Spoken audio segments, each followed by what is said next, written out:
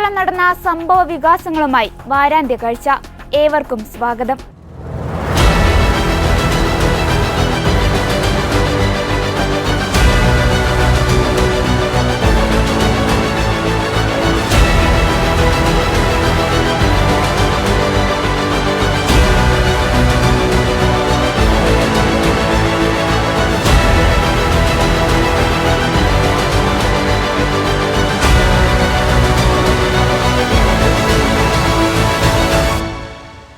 അനധികൃതമായി കുടിയേറിയ ഇന്ത്യക്കാരെ അമേരിക്കയിൽ നിന്ന് നമ്മുടെ രാജ്യത്തേക്ക് കൊണ്ടുവന്നപ്പോൾ അവരുടെ കൈകളും കാലുകളും ബന്ധിച്ചിരുന്നു. അത് പ്രധാനമന്ത്രി കണ്ടില്ലേ എന്നും എന്തുകൊണ്ട് പ്രതികരിക്കുന്നില്ല എന്നിങ്ങനെയുള്ള ചോദ്യങ്ങളാണ് കഴിഞ്ഞ ദിവസങ്ങളിൽ പാർലമെന്റിൽ ഉയർന്നത്. കൊളംബിയ പോലൊരു രാജ്യത്തിനെ പോലും അമേരിക്കയുമായി പ്രതിരോധിച്ചു നിൽക്കാമെങ്കിൽ നമ്മുടെ പൗരന്മാർക്കായി എന്തുകൊണ്ടാണ് ഇന്ത്യൻ പ്രധാനമന്ത്രി നരേന്ദ്രമോദി ഒരു വാക്കുപോലും പറയാത്തത് എന്നാണ് പ്രതിപക്ഷം ചോദിക്കുന്നത്. അനധികൃതമായി കുടിയേറിയെന്ന് കണ്ടെത്തിയ 104 ഇന്ത്യക്കാരെയാണ് കഴിഞ്ഞ ദിവസം അമേരിക്ക സൈനിക വിമാനത്തിൽ തിരിച്ചയച്ചത്. തിരിച്ചെത്തിയ 104 പേരിൽ 33 പേർ വീതം ഹരിയാന, ഗുജറാത്ത് എന്നീ സംസ്ഥാനങ്ങളിൽ നിന്നുള്ളവരാണ്. പഞ്ചാബിൽ നിന്ന് 30 പേരുണ്ട്. മഹാരാഷ്ട്ര, ഉത്തർപ്രദേശ് എന്നിവിടങ്ങളിൽ നിന്ന് 3 പേർ വീതവും ചണ്ഡീഗഡിൽ നിന്ന് 2 പേരും സംഘത്തിലുണ്ട്. ഇന്ത്യക്കാരെ നാട്ടിലേക്ക് തിരിച്ചയക്കുന്നതിന്റെ വീഡിയോ US ബോർഡർ പെട്രോൾ വിഭാഗം മേധാവി മൈക്കൽ W. ബാങ്ക്സ് സമൂഹമാധ്യമമായ എക്സിൽ പങ്കുവച്ചു. ഇരുകാലുകളും ചങ്ങല കൊണ്ട് ബന്ധിപ്പിക്കപ്പെട്ട ആളുകൾ ഉള്ളിലേക്ക് കയറുന്നതും വിമാനം പറന്നുയരുന്നതും അടക്കമുള്ള ദൃശ്യങ്ങളാണ് വീഡിയോയിലുള്ളത്. അതേസമയം തിരിച്ചയച്ച ഇന്ത്യക്കാരോട് US മനുഷ്യത്വരഹിതമായ രീതിയിൽ പെരുമാറിയതിൽ കേന്ദ്ര സർക്കാരിനെതിരെ വിമർശനവുമായി പ്രതിപക്ഷം രംഗത്ത് വന്നു. US-ന്റേത് മനുഷ്യത്വരഹിതമായ നടപടിയാണെന്നും വിഷയത്തിൽ പാർലമെന്റിൽ ചർച്ച വേണമെന്നും പ്രതിപക്ഷം ആവശ്യപ്പെട്ടു. കോൺഗ്രസ് MP-മാരായ രാഹുൽ ഗാന്ധി, പ്രിയങ്ക ഗാന്ധി, സമാജ്വാദി പാർട്ടി MP അഖിലേഷ് യാദവ് ഉൾപ്പെടെയുള്ളവർ പാർലമെന്റിന്റെ പ്രധാന കവാടത്തിനു മുന്നിൽ മനുഷ്യരാണ്, തടവുകാരല്ല എന്ന പ്ലക്കാർഡുകളേന്തി പ്രതിഷേധിച്ചു. ഇന്ത്യക്കാരെ തിരിച്ചയക്കാൻ സൈനിക വിമാനം ഉപയോഗിച്ചതിലും അവരെ കൈവിലങ്ങും ചങ്ങലയും ധരിപ്പിച്ചതിലുമാണ് വിമർശനം ഉയരുന്നത്. നാടുകടത്തിയ ഇന്ത്യക്കാരെ അമേരിക്ക കൈകാര്യം ചെയ്ത രീതിയിൽ പ്രതിപക്ഷം കടുത്ത പ്രതിഷേധം അറിയിച്ചതിനെ തുടർന്ന് ഇതാദ്യമായല്ല അനധികൃത കുടിയേറ്റക്കാരെ അമേരിക്ക നാടുകടത്തുന്നതെന്ന് കേന്ദ്ര വിദേശകാര്യമന്ത്രി S. ജയശങ്കർ പറയുകയുണ്ടായി. ഓരോ വർഷവും 100 കണക്കിന് ഇന്ത്യക്കാരെയാണ് അനധികൃതമായി പ്രവേശിച്ചതിനെ അമേരിക്കയിൽ നിന്ന് നാട് കടത്തുന്നതെന്നും 2012 ഇവരുടെ എണ്ണം 530 ആയിരുന്നെങ്കിൽ 2019 അത് 2000-ലേറെയായെന്നും മന്ത്രി രാജ്യസഭയിൽ പറഞ്ഞു. Mr. Chairman, I rise to apprise the House of certain developments pertaining to deportation of Indians from the USA. Honorable members are aware that people-to-people exchanges constitute the bedrock of our deepening ties with the United States. Indeed, more than any other relationship, mobility and migration has had a key role to play in enhancing its quality. Sir, the House would also share the view of the government that it is in our collective interest to encourage legal mobility and discourage illegal movement. In fact, illegal mobility and migration has many other associated activities also of an illegal nature. Moreover, those of our citizens who have been inveigled into illegal movement themselves become prey to other crimes. They are trapped into both moving and working under inhumane conditions. Members are aware that unfortunately there have even been fatalities in the course of such illegal migration. Those who have returned have also testified to their harrowing experiences. Mr. Chairman, sir, it is the obligation of all countries to take back their nationals if they are found to be living illegally abroad. This is naturally subject to an unambiguous verification of their nationality. This is not a policy applicable to any specific country, nor indeed one only practiced by India. It is a general accepted principle in international relations. Sir, honorable members would be aware that the process of deportation is not a new one. I repeat, not a new one, and has been ongoing for several years. I would like to share with the House details of deportation from the United States since 2009. Their numbers, years-wise, as available with our law enforcement authorities, is as follows. 2009, number of deportees 734. 2010, 799. 2011, 597. 2012, 530. 2013, 515. 2014, 591. 2015, 708. 2016, 1303. 2017, 1024. 2018, 1180. 2019, 2042. 2020, 1889. 2021, 805. 2022, 862. 2023, 617. 2024, 1368. 2025, 104. U എസിൽ നിന്ന് നാടുകടത്തിയവരെ തിരികെ കൊണ്ടുവരാനായി കേന്ദ്ര സർക്കാർ എന്തുകൊണ്ട് ഇടപെട്ടില്ലെന്നായിരുന്നു പ്രതിപക്ഷത്തിന്റെ ചോദ്യം. ഇവരെ മാനുഷികമായ രീതിയിൽ തിരികെ എത്തിക്കാൻ ഇന്ത്യയിൽ നിന്ന് സൈനിക വിമാനമോ ചാർട്ടർ വിമാനമോ അയക്കാമായിരുന്നില്ലേ എന്നും പ്രതിപക്ഷം ചോദിച്ചു. വിഷയത്തിൽ കൊളംബിയ സ്വീകരിച്ച നിലപാടും പ്രതിപക്ഷാംഗങ്ങൾ സഭയിൽ ചൂണ്ടിക്കാട്ടി. യു എസിൽ നിന്നുള്ള അനധികൃത കുടിയേറ്റക്കാരുമായി ആദ്യ സൈനിക വിമാനം എത്തിയപ്പോൾ തന്നെ കൊളംബിയ വിഷയത്തിൽ ശക്തമായ പ്രതിഷേധം അറിയിച്ചിരുന്നു. അമേരിക്കയിൽ നിന്ന് നാടുകടത്തിയ 104 ഇന്ത്യക്കാരെ വഹിച്ചുള്ള യു എസ് സൈനിക വിമാനം കഴിഞ്ഞ ദിവസമാണ് അമൃത്സറിൽ എത്തിയത്. എന്നാൽ ഇതിനു പിന്നാലെ നാടുകടത്തുന്നവരെ കൈവിലങ്ങണിയിച്ച് ചങ്ങല കൊണ്ട് പരസ്പരം ബന്ധിച്ച് വിമാനത്തിലിരുത്തിയതിന്റെ ദൃശ്യങ്ങളും പുറത്തു വന്നിരുന്നു. ഇതോടെയാണ് അമേരിക്ക കുടിയേറ്റക്കാരെ കൈകാര്യം ചെയ്ത രീതിയിൽ വ്യാപക പ്രതിഷേധമുയർന്നത്. Sir, I said it is not pointing fingers at anyone. Just we need some clarifications. We accept that what the External Affairs Minister told, that it is an ongoing process. The deportation of illegal migrants have been happening. But what we have heard now is that the way they have been sent is not in a proper manner. I would like to know whether Indian embassy has been contacted by the US government and have given information that this number of people are going to be deported. And in that case, what was the reaction? And what we hear through media is that these people were handcuffed, they were ill-treated, stranded for more than 14 hours, and it is totally inhuman that nobody will admit, whether the government or us or any human. So they are all Indians. First of all, the deportation should happen in a proper manner. Why it should be an Air Force flight where there will be less comforts, we know very well. And what steps our government has taken, if at all it has been informed, to deport them. How many women were there? How many children were there? And after they have reached India, whether the government has reached out to them to know their experience and have tried to address what has happened. And if anything to be contacted to be with the US government, what are the plans you have? Thank you very much. Shri Saket Gokhale. Thank you very much, sir. So I very carefully listened to the Honourable Minister's statement. What baffles me is that the Minister seemed more focused on defending the US deportation policies than the interest of our own citizens. So one thing that stood out in the Honourable Minister's statement is that from the year 2016, the number of deportations of Indians have doubled. 2016, we know which government was in power, that government continues to still be in power.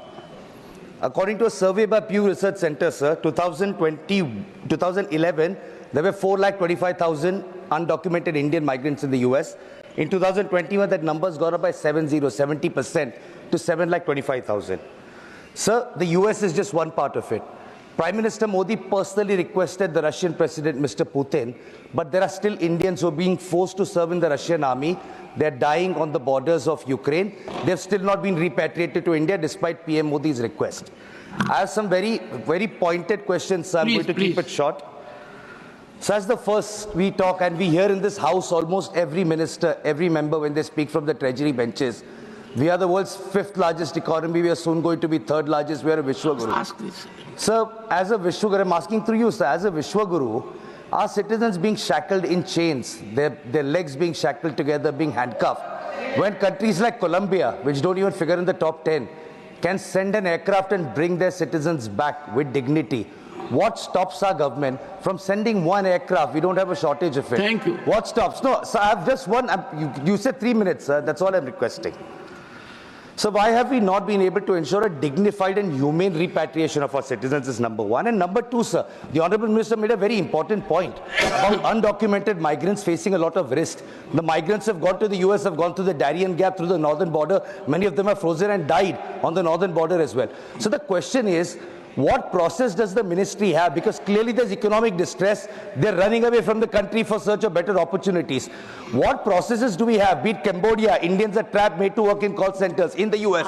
So how is the ministry, beyond protector of immigrants, which doesn't do much, how is the ministry ensuring that so many Indian citizens don't have to risk their lives to run away from a failing economy and go to other countries illegally, sir? Thank you. സംസ്ഥാന വികസനത്തിനായി ഇടതു സർക്കാർ അഭിമാന പദ്ധതിയായി രൂപീകരിച്ച കിഫ്ബി ഒടുവിൽ സർക്കാരിന് തന്നെ വലിയ തലവേദനയായി മാറുന്നു. ദേശീയപാതകളിൽ ഉൾപ്പെടെ ടോൾ പിരിവിനെതിരെ അതിശക്തമായി പ്രതികരിച്ചിരുന്ന CPM-ന്റെ നേതൃത്വത്തിലുള്ള സർക്കാർ കിഫ്ബി ഫണ്ട് വഴി നിർമ്മിക്കുന്ന റോഡുകളിൽ ടോൾ പിരിക്കാനുള്ള തീരുമാനമാണ് സംസ്ഥാന വ്യാപകമായുള്ള പ്രതിഷേധം കഴിഞ്ഞ ദിവസങ്ങളിൽ ഉയർന്നത്. ടോൾ രഹിത പാതയെന്ന ഒന്നാം പിണറായി സർക്കാരിന്റെ പ്രഖ്യാപിത നിലപാടിൽ നിന്നാണ് ഇപ്പോൾ പിന്നോട്ടു പോകുന്നത്. CPM-ന്റെ നയമാറ്റം ഒരു ഭാഗത്ത്, ഓടുന്ന റോഡിനെല്ലാം ടോളോ എന്ന പൊതുജനത്തിന്റെ സംശയം മറുവശത്തും. 2023 മാർച്ച് 31 കണക്കനുസരിച്ച് കിഫ്ബിക്കും KSSPL-നും കൂടി 29,475.97 കോടി രൂപയുടെ ബാധ്യതയുണ്ടെന്നാണ് CAG റിപ്പോർട്ട്.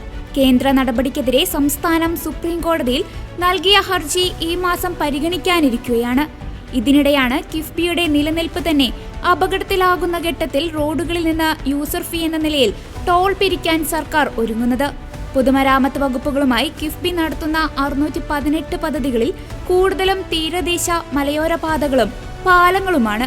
ഇന്ധന സൈസായി പിരിക്കുന്ന പണവും മോട്ടോർ വാഹന നികുതിയുടെ 50% കിഫ്ബിയിലേക്ക് നൽകുന്നതിന് പുറമെയാണ് ഇപ്പോൾ ടോൾ പിരിക്കാനുള്ള തീരുമാനവും വരുന്നത്. 2022-23 2469.69 കോടി രൂപയാണ് ഇതുവഴി സർക്കാർ കിഫ്ബിയിലേക്ക് നൽകിയത്. 2021-22 ഇത് 2068.08 കോടിയായിരുന്നു.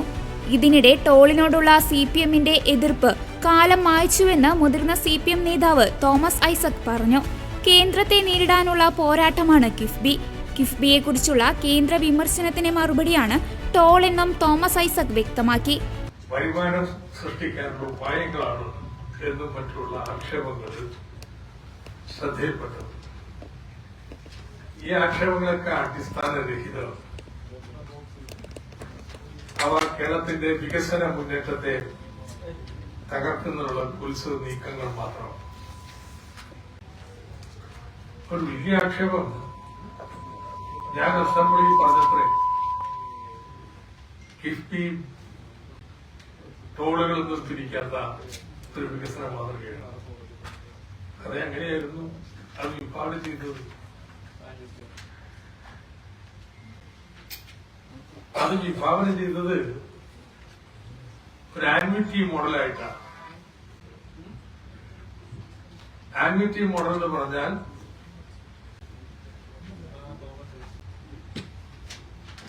ഒരു കോൺട്രാക്ടർ ടെൻഡർ വിളിക്കുന്നു, പദ്ധതി ഏറ്റെടുക്കുന്നു, എസ്റ്റിമേറ്റ് തുക പല വർഷങ്ങളായി 10-15 വർഷത്തിനുള്ളിൽ തവണകളായിട്ടാണ് സർക്കാർ കൊടുക്കുക. Annuity, annual payment. അപ്പൊ അതിന് ടോളില്ല. ഉദാഹരണത്തിന് Thiruvananthapuram city road improvement programme annuity പ്രോഗ്രാമാണ്. അതേ മാതൃകയിലാണ് കിഫ്ബി വിഭാഗം ചെയ്തിട്ടുള്ളത്. കിഫ്ബി എന്ന് പറയുന്ന സ്ഥാപനത്തിന് സർക്കാർ ഇന്ന പ്രൊജക്ടുകൾ ചെയ്യാൻ വേണ്ടി ചുമതലപ്പെടുത്തി. അവർക്കുള്ള ഈ പണിക്കുള്ള പണമോ സർക്കാർ വാർഷിക ഗഡുക്കളായിട്ട് നൽകുന്നു. അത് നിശ്ചിത തുക പറയുന്നതിന് പകരം നമ്മുടെ മോട്ടോർ വാഹന നികുതിയുടെ പകുതി എല്ലാ വർഷവും നൽകും. അപ്പോൾ ഇത് കാണിച്ച് കിഫ്ബിക്ക് വായ്പ എടുക്കാം, എന്നിട്ട് പദ്ധതി നടപ്പാക്കാം. ഒരു നിബന്ധനയെ സർക്കാർ പറഞ്ഞിട്ടുള്ളൂ, ഇത് നിയമപ്രകാരം ഇവർക്കുള്ളത്. ഒരു കാരണവശാലും സർക്കാർ വർഷം തോറും നൽകുന്ന ഈ വാർഷിക ഗഡുവിനെ അധികരിക്കുന്ന രീതിയിൽ ബാധ്യതകൾ ഏറ്റെടുക്കാൻ പാടില്ല. അതിന് വളരെ എലാബറേറ്റ് ആയിട്ടുള്ള കമ്പ്യൂട്ടർ പ്രോഗ്രാം ഉണ്ട്. ഓരോ നിമിഷവും ഓരോ ദിവസവും അസറ്റ്സും ലയബിലിറ്റിയും മാച്ച് ചെയ്യുന്നു. ഏത് പ്രോജക്ട് എടുക്കുമ്പോഴും ആ പ്രോജക്റ്റിന്റെ തിരിച്ചടവ് ഭാവിയിൽ എങ്ങനെ വരും, അതിന്റെ ഫലമായിട്ട് ഈ ഉണ്ടാവുന്ന ആനുവിറ്റിയെ മറികടക്കുമോ എന്നുള്ളത് കാണാൻ പറ്റും. അപ്പൊ അതനുസരിച്ച് മാത്രമേ പദ്ധതികൾ ഇവർ ഏറ്റെടുക്കൂ. അപ്പൊ ഇവിടെയും ആനുവിറ്റി പ്രോഗ്രാമിനെന്ന പോലെ ടോളില്ല. ഇതെന്തിനാണ് ടോളിന് പകരം ഒരു ഇൻസ്റ്റിറ്റ്യൂഷൻ ഉണ്ടാക്കിയത്? ആനുവിറ്റി കോൺട്രാക്ടിന്റെ മുഴുവനും കണക്കെടുത്ത് പരിശോധിച്ചു. 12% മുതൽ 22% വരെയാണ് ഇംപ്ലിസിറ്റ് ഇൻട്രസ്റ്റ് റേറ്റ്. കോൺട്രാക്ടറെ കരാർ പിടിക്കുമ്പോ 15 വർഷം കൊണ്ടേ അവരുടെ മുഖമുറക്ക് തിരിച്ചു കിട്ടൂ. അതുകൊണ്ട് ആ കാലത്ത് അത്രയും പലിശ കൂടി ചേർക്കും, എന്നിട്ടാണ് എസ്റ്റിമേറ്റ് ടെൻഡർ വെക്കുന്നത്. ആ തുകയെടുത്ത് പരിശോധിച്ച് ഇംപ്ലിസിറ്റ് ഇൻട്രസ്റ്റ് റേറ്റ് 12 മുതൽ 22% വരെയാണ്. എന്തുകൊണ്ടാ?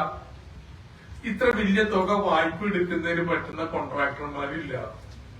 അവിടെ 1-2 പേരെ പങ്കെടുക്കാം, അവിടെ ഒത്തുപിടിച്ചു കഴിഞ്ഞിട്ട് കൂട്ടി. അതുകൊണ്ടാണ് അങ്ങനെയൊന്നും വേണ്ട.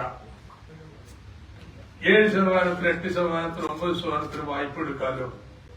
അതിനൊരു സ്ഥാപനമാവട്ടെ, ആ സ്ഥാപനത്തിന് ആനുവിറ്റി കൊടുത്താൽ പോലെ എന്ന് തീരുമാനിച്ചത്.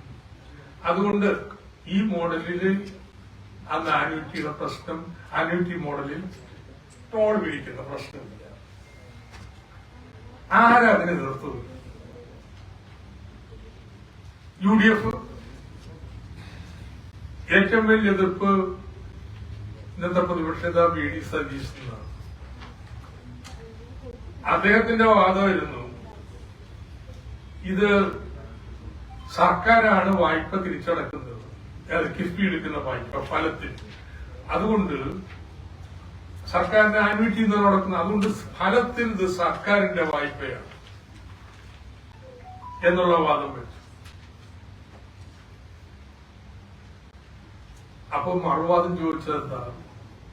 ഞാനാ ചോദിച്ചത്, national highway authority of India അവർ വായ്പ എടുക്കുന്നുണ്ടല്ലോ. ആ വായ്പയൊന്നും കേന്ദ്ര സർക്കാരിന്റെ കടമായിട്ട് കണക്കാക്കാറില്ലല്ലോ. കേന്ദ്ര സർക്കാരിന്റെ ബാധ്യതയായിട്ട് ആരും കണക്കൂട്ടി വെക്കാറില്ലല്ലോ. പിന്നെ എന്തുകൊണ്ടാണ് കിഫ്ബിയുടെ പ്രശ്നം എന്ന് പറയുന്നത്? അതിന് മറുപടിയായിട്ട് അന്ന് UDF നേതാക്കൾ പറഞ്ഞത്, നാഷണൽ ഹൈവേ അതോറിറ്റി ടോളും പിരിക്കുന്നുണ്ട്, അതിൽ നിന്നാണ് അവരെടുക്കുന്ന വായ്പ തിരിച്ചടവ്. കിഫ്ബി ടോള് പിരിക്കുന്നില്ല, റവന്യൂ മോഡലല്ല. അപ്പൊ ഇവരുടെ ആദർശം എന്താ? ടോൾ മോഡലാണ്. കിഫ്ബി റോഡുകൾക്ക് ടോൾ പിരിക്കാൻ ഇടതുമുന്നണി തത്വത്തിൽ തീരുമാനിച്ചെന്ന് LDF കൺവീനർ TP രാമകൃഷ്ണൻ പറഞ്ഞു. ടോൾ വേണ്ടെന്ന് വെച്ചാൽ വികസനത്തിൽ ഒരിഞ്ച് മുന്നോട്ടു പോകാൻ കഴിയില്ല. ടോൾ പിരിക്കാനുള്ള തീരുമാനം നയംമാറ്റം അല്ലെന്നും കാലം മാറുന്നതിനനുസരിച്ചുള്ള നിലപാട് മാത്രമാണെന്നും TP രാമകൃഷ്ണൻ പറഞ്ഞു. എന്നാൽ കിഫ്ബി റോഡുകളിൽ നിന്ന് ടോൾ പിരിക്കാൻ സർക്കാർ തീരുമാനിച്ചാൽ അത് അനുവദിക്കില്ലെന്ന് പ്രതിപക്ഷ നേതാവ് VD സതീശൻ പറയുകയുണ്ടായി. ഇതിനെതിരെ ശക്തമായ ജനകീയ പ്രക്ഷോഭമുണ്ടാകും. സർക്കാരിന്റെ ധൂർത്തും അഴിമതിയും പിൻവാതിൽ നിയമനങ്ങളുമാണ് സംസ്ഥാനത്തെ ധനപ്രതിസന്ധിക്ക് കാരണം. ഇതിനു പുറമെയാണ് കിഫ്ബിയിലൂടെ വരുത്തിവെച്ച ബാധ്യതകളും. ഇതെല്ലാം ജനങ്ങൾക്കുമേൽ വിവിധ മാർഗങ്ങളിലൂടെ അടിച്ചേൽപ്പിക്കാനാണ് സർക്കാർ ഇപ്പോൾ ശ്രമിക്കുന്നതെന്നും സതീശൻ പറഞ്ഞു. അല്ല, അത് അവർ ഓർക്കേണ്ടത് നേരത്തെ ഹയർ എഡ്യൂക്കേഷൻ കൗൺസിലിന്റെ വൈസ് ചെയർമാനായ TP ശ്രീനിവാസ സാറിന്റെ മുഖത്തടിച്ചതാണ് SFIക്കാരെ കൊണ്ട്, CPM നേതൃത്വം. കാരണം അദ്ദേഹം ചെയ്ത കുറ്റം അന്ന് UDF സർക്കാർ ഇരിക്കുന്ന സമയത്ത് കേരളത്തിൽ വിദേശ സർവകലാശാലകളെ ക്ഷണിച്ചു എന്ന കുറ്റത്തിന് ആദ്യം പോയി TP ശ്രീനിവാസ സാറിന്റെ വീട്ടിൽ പോയി CPM നേതൃത്വം മാപ്പ് പറയാം. ഞങ്ങളാരും ഇതിനെതിരല്ല വിദേശ യൂണിവേഴ്സിറ്റി കൊണ്ടുവരാൻ. പക്ഷെ വിദേശ യൂണിവേഴ്സിറ്റി കേരളത്തിൽ കൊണ്ടുവരാൻ UDF ശ്രമിച്ച കാലത്ത് അതിനെ ഏറ്റവും രൂക്ഷമായി എതിർത്ത മുന്നണിയാണ് LDFും CPMഉം എന്ന കാര്യം മറക്കരുത്. ഞങ്ങൾ പറഞ്ഞല്ലോ, ഇത് ജനങ്ങളെ കൊള്ളയടിക്കുന്നതിന് തുല്യമാണ്. ഈ കിഫ്ബിയുടെ റോഡിന്റെ പേരിൽ ടോൾ പിരിക്കാനുള്ള ആ നീക്കത്തെ ഞങ്ങൾ ശക്തിയായി തടയും. കാരണം കിഫ്ബിയുടെ മേജർ ഫണ്ട് എന്ന് പറയുന്നത് കൺസോളിഡേറ്റഡ് ഫണ്ടിൽ നിന്നാണ് വരുന്നത്. കൺസോളിഡേറ്റഡ് ഫണ്ടാണ്, അതായത് നമ്മൾ കൊടുക്കുന്ന നികുതി പണം ചെലവാക്കിയിട്ടാണ് കിഫ്ബിയുടെ വർക്ക് നടക്കുന്നത്. ആ വർക്കിന് വീണ്ടും ജനങ്ങളുടെ കയ്യിൽ നിന്ന് ടോൾ വാങ്ങിക്കുക എന്ന് പറഞ്ഞത് എന്ത് ന്യായീകരണമാണ്? കോടിക്കണക്കിന് രൂപ പുറത്തു നിന്ന് കടം മേടിച്ചിട്ട് അല്ല അത് ചെയ്യുന്നത്. ഏറ്റവും സെസ്, പെട്രോളിന്റെ സെസ് ഉൾപ്പെടെയുള്ള നിരവധി കാര്യങ്ങൾ, പിന്നെ കൺസോളിഡേറ്റഡ് ഫണ്ടിൽ നിന്നുള്ള മോട്ടോർ വെഹിക്കിളിന്റെ നികുതി പണം ഉൾപ്പെടെയുള്ളതാണ് കിഫ്ബിയുടെ കോർപ്പസ് എന്ന് പറയുന്ന ഫണ്ട്. അപ്പൊ ആ ഫണ്ട് സാധാരണഗതിയിൽ ബജറ്റ് വർക്കായിട്ട് നമുക്ക് കിട്ടേണ്ടതാണ് എല്ലാ വർഷവും. ആ ബജറ്റ് വർക്ക് അതിൽ കുറവ് വരുത്തിക്കൊണ്ട് കിഫ്ബി എന്നുള്ള പേരിലേക്ക് അത് മാറ്റി എന്നുള്ളത് മാത്രമേ ഉള്ളൂ.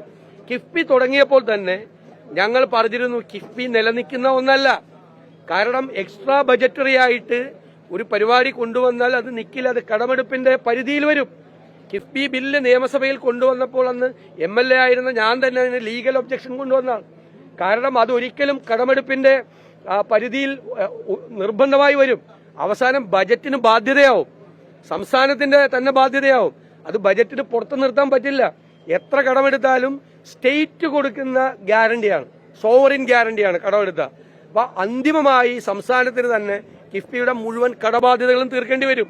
ഞങ്ങൾ ഇതെല്ലാം കൃത്യമായി മുന്നറിയിപ്പ് കൊടുത്ത. ഇപ്പൊ കിഫ്ബി മുമ്പോട്ട് കൊണ്ടുപോകാൻ പറ്റുന്നില്ല, കടമെടുപ്പിന്റെ പരിധിയിലേക്ക് അതിനെ കിഫ്ബിയുടെ കടമെടുപ്പ് മാറ്റണം എന്ന് പറഞ്ഞിരിക്കുന്നു. എന്നിട്ട് ഇതെല്ലാം കൊണ്ട് ജനങ്ങളുടെ തലയിൽ കെട്ടിവെക്കാൻ വേണ്ടിയിട്ടുള്ള ശ്രമമാണ്. ഇവരുടെ പാളിച്ചയാണ്, നയപരമായ വൈകല്യമാണ്, എടുത്തുചാടിയതാണ് കിഫ്ബി എന്നും പറഞ്ഞുകൊണ്ട്. ഒരു പ്രത്യേകത ഉണ്ടായില്ല കിഫ്ബി കൊണ്ട്.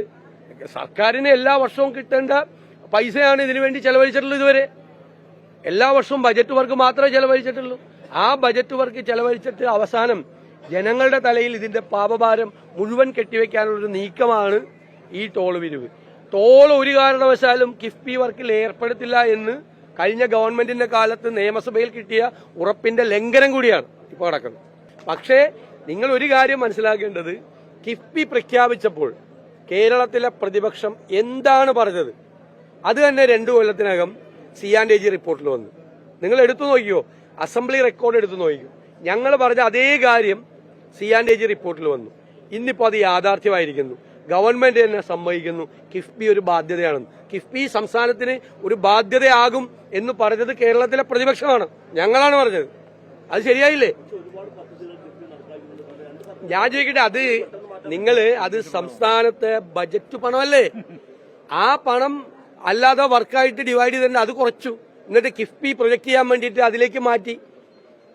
നമുക്ക് സംസ്ഥാനത്തെ കൺസോളിഡേറ്റഡ് ഫണ്ടിൽ നിന്ന് കിട്ടുന്ന പണമല്ലേ വികസന പ്രവർത്തനങ്ങൾക്ക് ഉപയോഗിക്കുന്നത്. അത് കിഫ്ബി എന്ന് പേരിട്ടിട്ട് എന്താ കാര്യം? ഇവര് വിചാരിച്ചത് ഇവര് ബജറ്റിന് പുറത്തേക്ക് ഇത് കൊണ്ടുവന്ന് കടമെടുക്കുക, ഇഷ്ടം പോലെ കടമെടുക്കുക, വലിയ ബാധ്യത വരുത്തുക. ഞങ്ങൾ അങ്ങനെ ചെയ്താലും അപകടമാണ്. അന്തിമമായി നമ്മൾ പണം തിരിച്ചടക്കേണ്ടി വരുമ്പോൾ എവിടെ നിന്ന് കൊടുക്കേണ്ടി വരും? ബജറ്റിൽ നിന്ന് തന്നെ കൊടുക്കേണ്ടി വരും. അത് തന്നെയാണ് ഇപ്പൊ സംഭവിച്ചിരിക്കുന്നത്. കിഫ്ബി പാതയ്ക്ക് ടോൾ ഏർപ്പെടുത്താനുള്ള നീക്കം യൂസർ ഫീ എന്ന പേരിൽ കൊണ്ടുവന്നാലും എതിർക്കുമെന്നറിയിച്ച് രമേശ് ചെന്നിത്തലയും രംഗത്ത് വന്നിരുന്നു. സർക്കാർ നടപടി ജനവിരുദ്ധമാണെന്നും ജനങ്ങളെ ബുദ്ധിമുട്ടിക്കാൻ അനുവദിക്കില്ല എന്നും അദ്ദേഹം പറഞ്ഞു. കിഫ്ബി അപകടമാണെന്ന് തുടക്കത്തിലെ UDF പറഞ്ഞതാണ്. വരുമാനം വർദ്ധിപ്പിക്കാൻ മറ്റു വഴികൾ തേടാത്തതിന്റെ പരിണിത ഫലമാണിതെന്നും അദ്ദേഹം കൂട്ടിച്ചേർത്തു. അതേസമയം കിഫ്ബി വെള്ളാനയായി മാറുമെന്ന് നേരത്തെ പറഞ്ഞത് സത്യമാവുകയാണെന്ന് രമേശ് ചെന്നിത്തലയും പറഞ്ഞു. ഒരു ശാപമായി മാറരുത്. ജനങ്ങൾക്ക് യാത്രാ സൗകര്യം ഇന്ന് സൗജന്യമാണ്. കേരളത്തിൽ പാലങ്ങളിലോ റോഡുകളിലോ ഒന്നും ഇപ്പോൾ നിലവിൽ ടോളില്ല എന്നുള്ളതാണ് സത്യം. അപ്പോൾ അത് വീണ്ടും അടിച്ചേൽപ്പിക്കാൻ ശ്രമിക്കുന്നത് ശരിയല്ല. ഞങ്ങൾ നേരത്തെ പറഞ്ഞാണല്ലോ കിഫ്ബിയെ സംബന്ധിച്ച് ഇതൊരു വെള്ളാനയാണെന്നും ഇത് സംസ്ഥാനത്തിന് ഗുണമല്ല ദോഷമാണ് ഉണ്ടാകുന്നതൊക്കെ ഞങ്ങൾ പറഞ്ഞതാണ്. അന്ന് ഞങ്ങളെ പരിഹസിച്ച ആളുകൾ ഇപ്പം അതിന് മറുപടി പറയണം. അന്ന് ഞങ്ങൾ റവന്യൂ ജനറേഷനെ പറ്റി പറഞ്ഞതാണ്. അന്ന് രാഷ്ട്രീയക്കാരും മിണ്ടിയില്ലല്ലോ. ഇപ്പോഴാണോ ഇവർക്ക് ബോധോദയം ഉണ്ടായത്? അപ്പോൾ റവന്യൂ ജനറേഷന് ആവശ്യമായ പദ്ധതികൾ ആവിഷ്കരിക്കുകയാണ് വേണ്ടത്, അല്ലാണ്ട് ജനങ്ങളുടെ തലയിൽ ടോൾ അടിച്ചേൽപ്പിക്കുകയല്ല വേണ്ടത്. റവന്യൂ ജനറേറ്റ് ചെയ്യാൻ കഴിയത്തക്ക നിലയിലുള്ള പദ്ധതികൾക്ക് ഇൻവെസ്റ്റ് ചെയ്യാൻ ഇവർ തയ്യാറാകാത്തത് കൊണ്ടാണ് ഇന്ന് ഈ പ്രതിസന്ധി നേരിട്ടിട്ടുള്ളത്. അതിൻ്റെ ഭാരം ജനങ്ങളുടെ തലയിലല്ല അടിച്ചേൽപ്പിക്കേണ്ടത്. റവന്യൂ ജനറേഷൻ ചെയ്യാൻ കഴിയുന്ന പദ്ധതികൾ അടിയന്തരമായി നടപ്പാക്കുകയാണ് ഗവൺമെന്റ് വേണ്ടത്.